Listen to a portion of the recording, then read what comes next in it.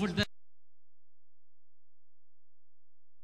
faz com a música, velhos hinos, com novas vozes, novas melodias, nova arte, com a mesma mensagem atual, relevante para os nossos dias. Amados irmãos, eu venho de Portugal e estou aqui e quero expressar nesta nota inicial apenas 3 palavras introdutórias. Primeiro, agradecer ao pastor este convite de estar aqui presente nesta manhã e compartilhar um pouco do projeto em que estou envolvido e, acima de tudo, para deixar a mensagem da palavra de Deus. Em segundo lugar, uma palavra de profunda satisfação, porque quem me trouxe aqui foi o pastor António Galvão, sua esposa, sua filha, e conheço o pastor António Galvão desde 1973. Fui convertido no seu ministério pastoral, enquanto ele foi missionário pastor da primeira Igreja Batista da Beira, em Moçambique, onde me converti. Minha vida é muito simples. 24 anos vividos em Moçambique, 10 dos quais a trabalhar a favor do reino, quando Moçambique se tornou um país marxista-leninista, um país comunista. 6 anos depois, dediquei uma parte do meu tempo estudando no Reino Unido, na Inglaterra, porque fui impedido de estudar neste tal país marxista-leninista. E nos últimos 21 anos estou ao serviço da mesma causa do Evangelho em Portugal, plantando nestes últimos 6 anos, juntamente com muitos colegas da Junta de Missões Mundiais da Convenção Batista Brasileira, com a Missão Cristã Europeia, da qual eu também estou ligado, plantando uma igreja batista no Parque das Nações, uma zona nobre, linda, bonita, da classe média alta, no coração da cidade de Lisboa. E em terceiro lugar, confesso, e é uma confissão, que não é fácil a minha missão nesta manhã, de divulgar um projeto e de pregar neste espírito deste culto tão edificativo. Sempre disse que um bom culto tem que ter um bom louvor e a boa palavra.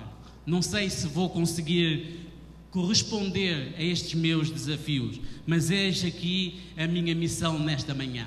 Estou envolvido num projeto novo e desafiador.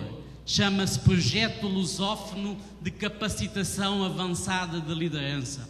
Envolve 4 continentes, 3 oceanos, 8 países e cerca de 250 milhões de habitantes, unidos numa língua comum, a língua de Camões, a língua portuguesa. Visa equipar liderança avançada para influenciar. Ser líder é ser um influenciador. E este projeto lusófono de capacitação avançada de liderança evangélica existe exatamente para preencher uma lacuna há muito existente. É a formação avançada de pastores e líderes em todos os países de fala portuguesa no mundo, com o primeiro foco voltado para o continente africano. Penso que é um projeto exigente, mas muito, muito necessário. Meu grande amigo, o meu grande mentor, reverendo John Stott, nós chamamos Uncle John, falecido há 2 meses e meio, com a idade de 90 anos. Este homem, nos últimos 25 anos do seu abençoado ministério, este homem equipou um pouco mais de 300 homens e mulheres nos países do terceiro mundo que falam a língua inglesa. E este homem, algumas vezes recebeu no seu velho escritório, onde ele produzia os seus livros, ele dizia: Fabiano, para quando um ministério deste género, também para alcançar os povos da língua portuguesa? Eu não falo português, é com você e com os seus amigos. E a verdade é que passaram 15 anos, e apesar de muitas reuniões em que eu tenho participado no Brasil, na América Latina, na Europa e na África, até hoje não surgiu um ministério de capacitação avançada de liderança. Alguém disse que a liderança é algo perigoso, e eu concordo plenamente. Podemos, por um lado, transformar vidas de homens, de mulheres e até de montanhas, como acabamos de cantar nesta manhã. E por outro lado, trazemos nas mãos o poder de causar prejuízos irreparáveis aos nossos seguidores. É verdade. É por isso que convém equipar bem, sempre que possível, os líderes, dando-lhes motivação, dando-lhes orientação, dando-lhes supervisão, dando-lhes, acima de tudo, a amizade, para que eles possam ir longe e mais longe ainda, para abençoar o povo de Deus e para abençoar também as nações. A educação é algo exigente, meus irmãos. A educação não é algo que se faz da noite para o dia. Não esperem de mim sensacionalismo quando falo nesta missão. No domingo passado, faz hoje 8 dias, no jornal do New York Times, veio essa notícia, uma notícia extensa, e eu vou ler só uma parte apenas. No Vale do Silício, Silicon Valley, lá na Califórnia, uma região onde nasceram os grandes magnatas da informação, do mundo digital, dos computadores. Notem o que é que está a acontecer lá, no Vale do Silicon. Pessoas com altos cargos na indústria da tecnologia da informação e computação estão mandando seus filhos para as escolas sem computadores. Porque a educação não se faz somente usando tecnologias, é trabalhando na vida das pessoas, é sendo mentor, é estando ao lado delas. E é isso que nós precisamos de fazer também no mundo lusófono, de capacitação avançada. E tenho que dizer também que as igrejas e as missões estão perdendo muito hoje devido à fraca capacitação no uso e na aplicação das Escrituras na vida pessoal, no púlpito e na sociedade. E isto, meus irmãos, meus amigos, é uma coisa muito, muito séria. A Bíblia tem que ter um lugar de destaque nas nossas vidas cristãs. A Bíblia é a fonte de sabedoria. A Bíblia é a fonte de autoridade. A Bíblia tem razão de ser pelos seus valores, pela sua mensagem e pela sua eficácia. Mas muitas vezes estamos vendo a Bíblia sendo diluída e apenas cultos que são apenas um show-off de alguma coisa, e onde a palavra de Deus não preenche o vazio que existe e vai continuar a existir neste mundo. Concluindo apenas sobre o projeto, preenchemos uma lacuna no mundo lusófono. Falta fazer esse projeto de capacitação avançada de líderes. Nós estamos concentrando em equipar a liderança num programa que nós montamos, muito no modelo que já se faz no mundo anglo-saxónico, francófono, nos últimos anos no mundo hispânico. E agora é tempo de darmos as mãos para abençoar também a comunidade lusófona com o MIBA. MIBA é um curso de mestrado em interpretação bíblica aplicada. Não vamos ensinar muitas outras coisas como aconselhamento, teologia bíblica, missões. Vamos ensinar a aprofundar conhecimentos na Bíblia que têm aplicações a todos estes campos. Este é o nosso desafio e eu termino dizendo, meus amados irmãos, precisamos do vosso apoio. Não vou falar mais do apoio, não há um apelo financeiro aqui, mas está tudo nas mãos da liderança desta igreja, que depois poderá fazer algum contato adicional. E se assim quiserem, tornar possível este sonho de abençoar os países lusófonos com treinamento de qualidade, com liderança eficaz. Amados irmãos, nesta manhã, como parte integrante deste culto, vamos fazer precisamente aquilo que nós acabamos de dizer.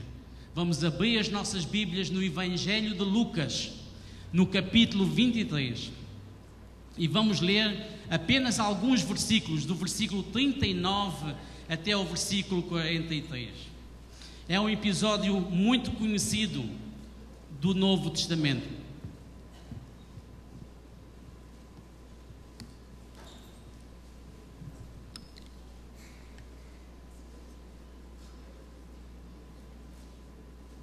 Evangelho de Lucas, capítulo 23, versos 39 até o versículo 43.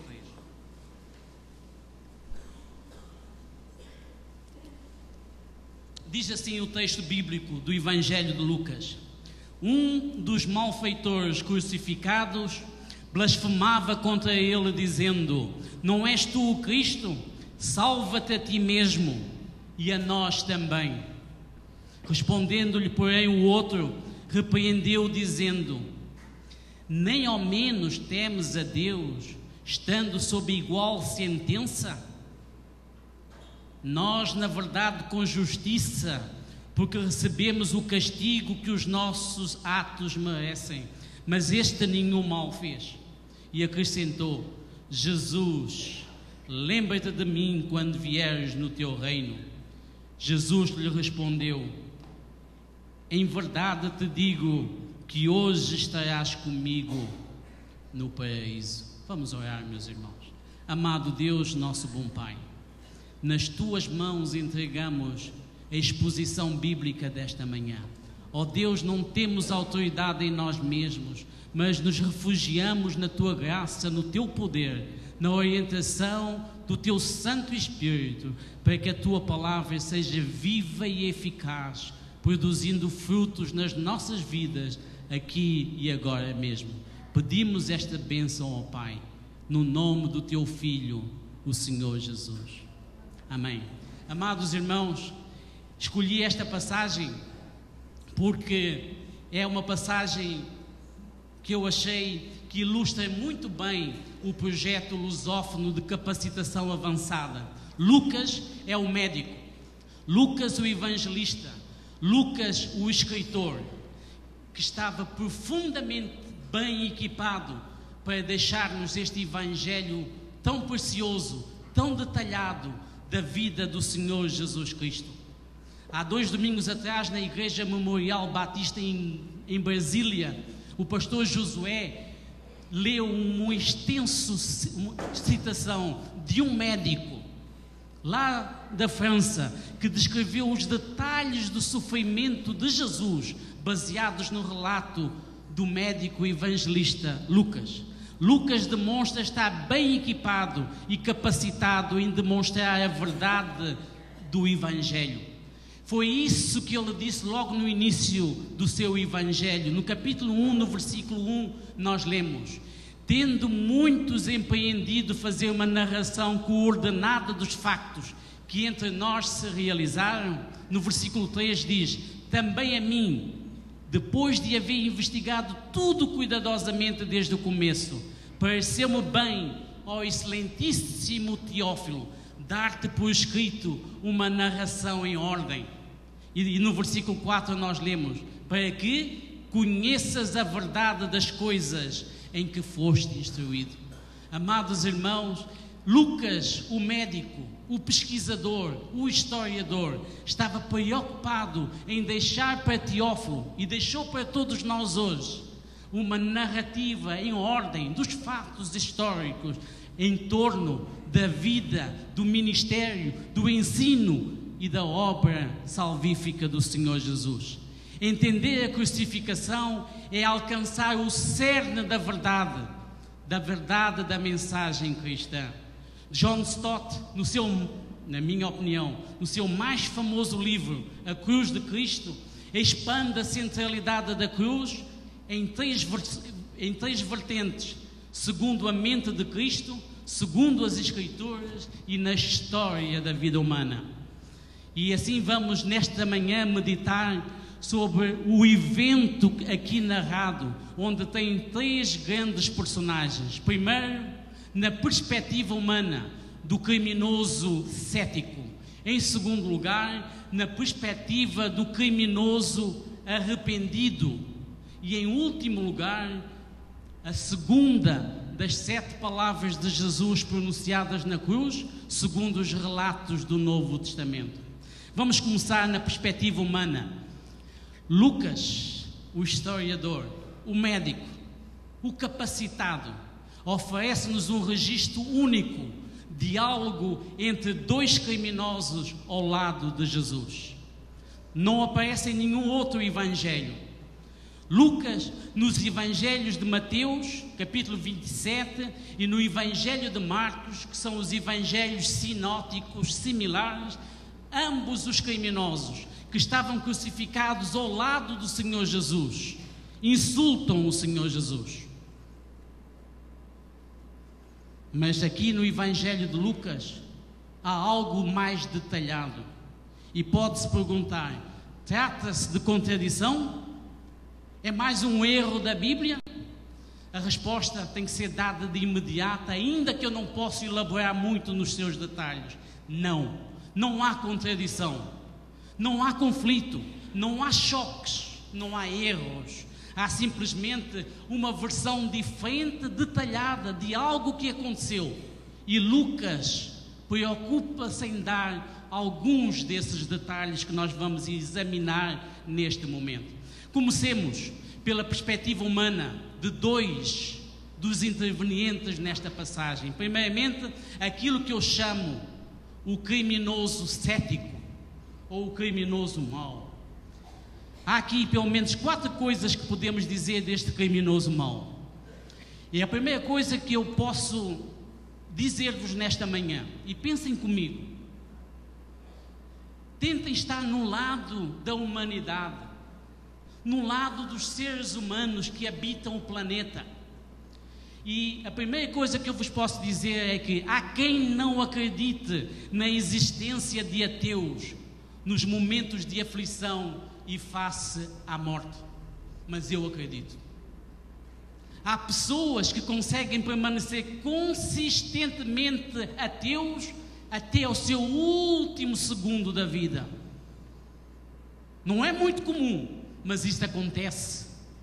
Eu poderia citar alguns exemplos, mas não tenho muito tempo para me divagar nisso. Mas eu quero dizer-vos que há ateus e há ateus de verdade mesmo. Este criminoso cético demonstrou precisamente isto.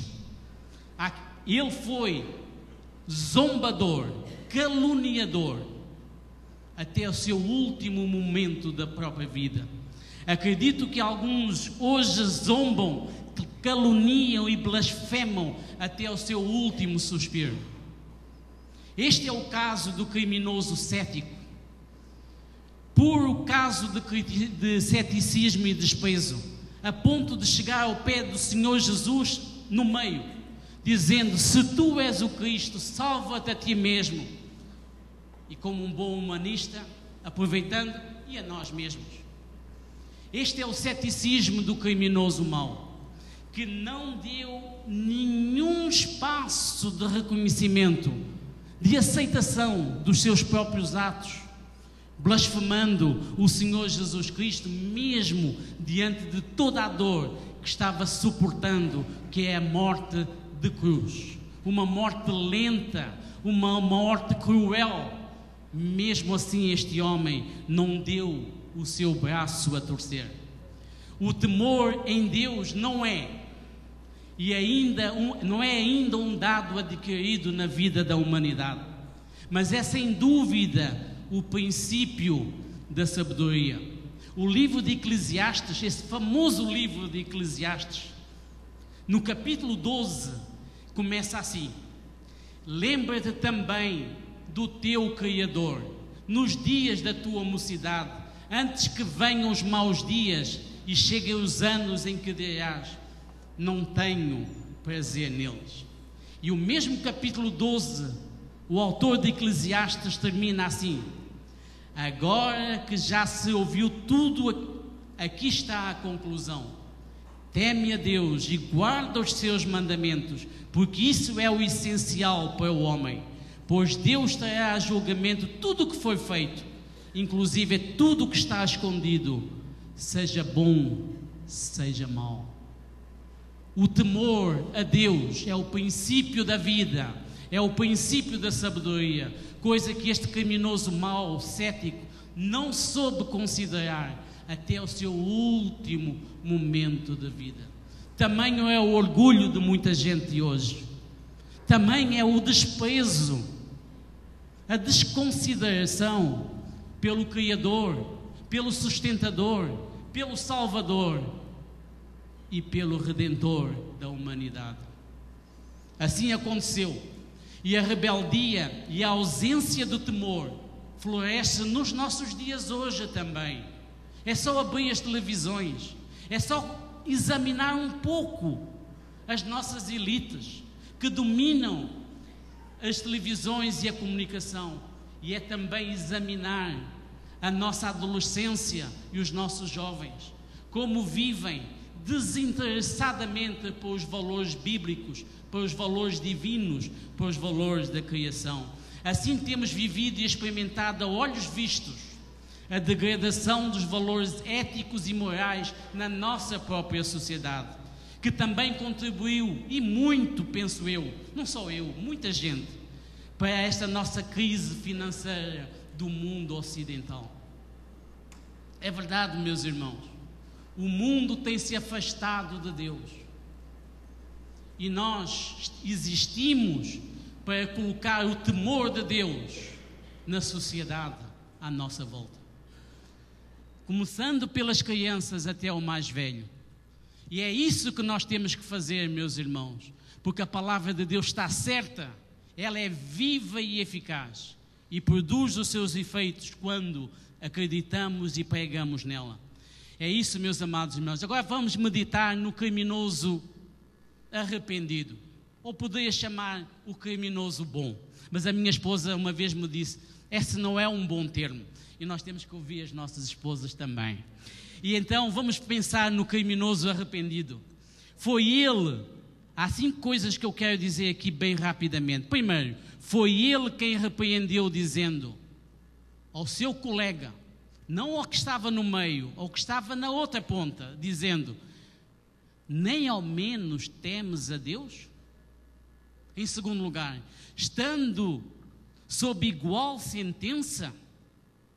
Terceiro, nós, na verdade, com justiça, porque recebemos o castigo que os nossos atos merecem. Mas este Jesus, este que está no meio, nenhum mal fez. Nenhum mal fez. E em quinto lugar, ele dirige-se para o centro, para a pessoa certa, clamando, dizendo, lembra-te de mim quando entrares no teu reino.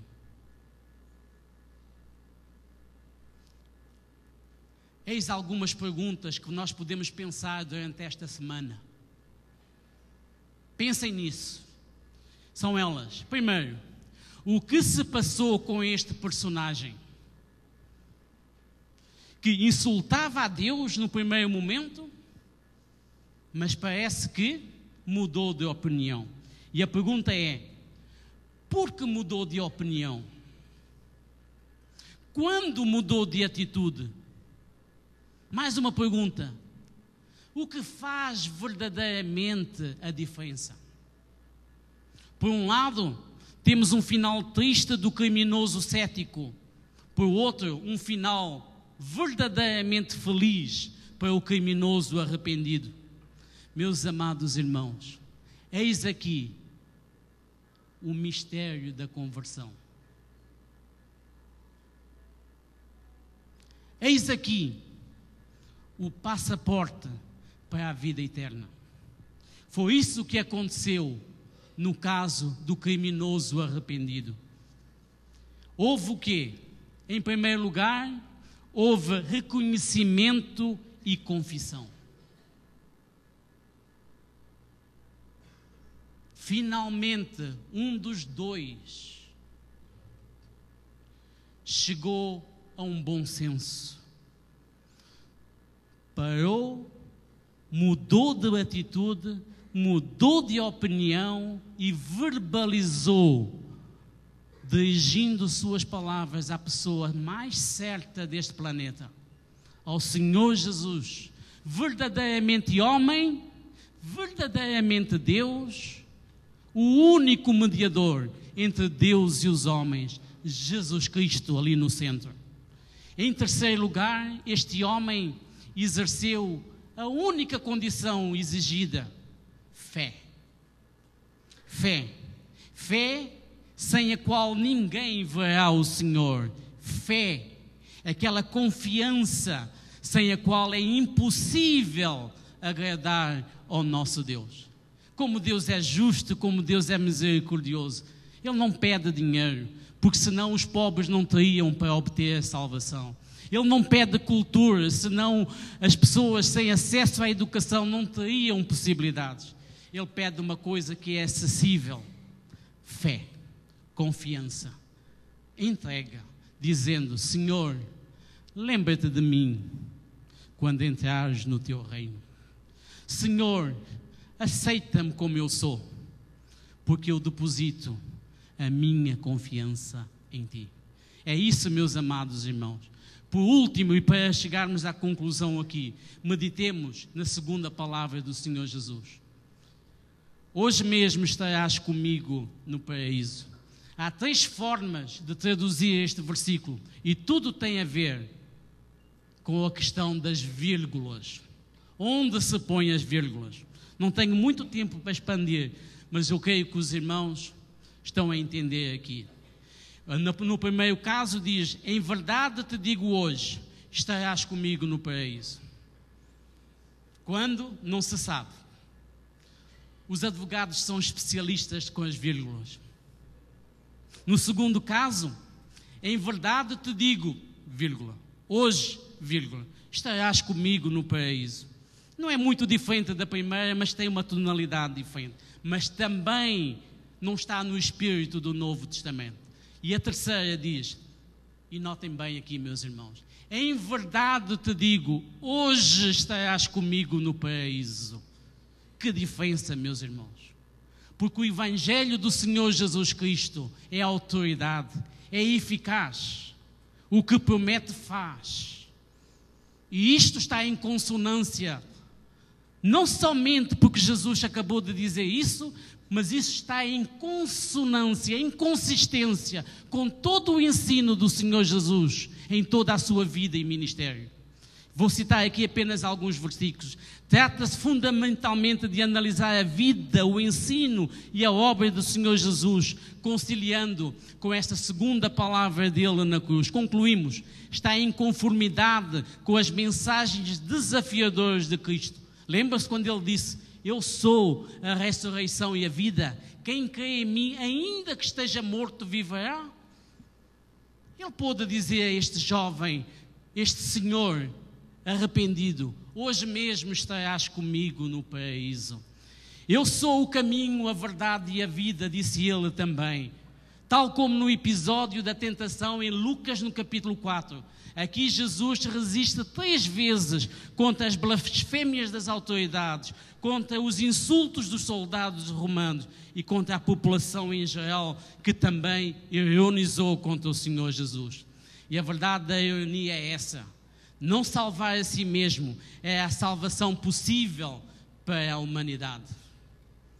Jesus também lembrou-nos e disse: eu vim cumprir a vontade do meu Pai. Não vim ao mundo para ser servido, mas para servir e dar a vida em resgate de muitos. Há 2 S's na cruz do Senhor Jesus. Um é salvação, o outro é serviço. Irmãos, o Senhor Jesus, neste último momento da sua vida, ele serviu o homem arrependido. Já és salvo? Graças a Deus. Serve o Senhor Jesus com toda a força da tua alma, com toda a sabedoria da tua mente, com todo o poder que Deus te capacitou.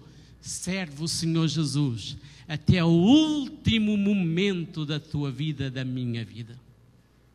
E é isso que nós temos aqui, porque em quem tem Cristo tem a vida, quem não tem Cristo não tem nada. O temor do Senhor é a melhor atitude de vida e de ação. Em Cristo, meus amados irmãos, há salvação, há confiança e esperança para servir. Nele não há confusão. Converti-me em 1973. Todos os anos, no dia 31 de dezembro de cada ano, desde aquele ano, onde quer que eu esteja, inicio o primeiro segundo de cada ano, com os meus joelhos no chão, citando o Salmo 71:5. pois Tu és, Senhor Deus, a minha confiança e a minha esperança desde a minha mocidade. Cristo torna possível uma nova vida. Amados irmãos, que esta igreja, com este pastor e este ministro de música, que grande dupla, com todos vós, seja uma igreja batista do Meia abençoada para abençoar o povo aqui à volta, porque este povo aqui à volta necessita de uma boa cantata de Natal, necessita que alguém diga o verdadeiro sentido do Natal. E meus amados irmãos, na medida do possível, estejam ao serviço do Deus vivo, porque o campo é o mundo. Foi Jesus que disse. Dr. Alcides Teles de Almeida, antes do pastor Timichac, ele dizia, é o slogan favorito da sua vida: o campo é o mundo. Que Deus vos use, que Deus vos abençoe. E mais uma vez, desculpa pelo meu sotaque. Espero que tenha sido aceitável.